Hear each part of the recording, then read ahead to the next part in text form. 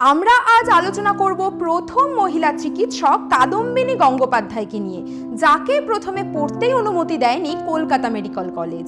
সে এক উজ্জ্বল ইতিহাস বলা চলে, ভারতের ইতিহাসে তো বটেই, বিশেষত বাংলার ইতিহাসেও। কারণ তিনি বাংলার কন্যা, তিনি কাদম্বিনী গাঙ্গুলি। বরিশালে এক গোড়া পরিবারে জন্ম হলেও বাবা ব্রজকিশোর বসু ছিলেন ব্রাহ্ম। বাংলার রেনেসাঁর হাত ধরে তাই জ্ঞানের আলো এসে পৌঁছেছিল কাদম্বিনীর দুয়ারে। কিন্তু গ্রামে না হয় মহিলা বলে পড়াশোনায় বাধা ছিল, কিন্তু শহরেও যে বাধার মুখে পড়তে হবে তা কখনোই ভাবতে পারেননি কাদম্বিনী। দ্বারকানাথকে বিবাহের পর হোক বা আগে থেকেই চিকিৎসা বিদ্যার প্রতি কাদম্বিনীর আগ্রহ ছিল প্রবল।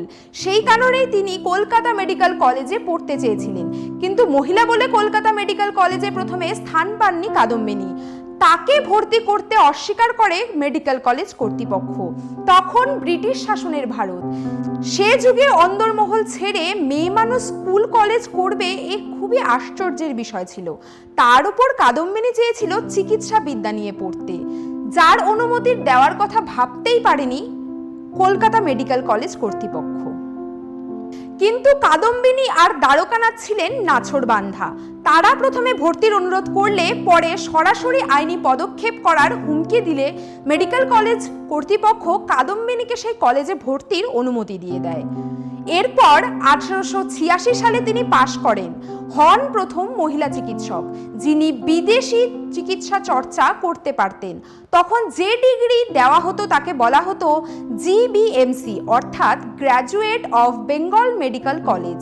সেই ডিগ্রি নিয়ে প্রথম মহিলা চিকিৎসক হন কাদম্বিনী। সেদিন তার পাশাপাশি এই একই ডিগ্রি পেয়েছিলেন আরও একজন মহিলা, তার নাম আনন্দী গোপাল যোশী।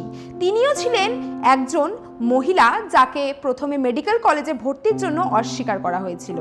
তার সম্পর্কে আমরা না হয় অন্য একটি পর্বে আবারও জেনে নেব। আজ এই পর্যন্তই, নমস্কার।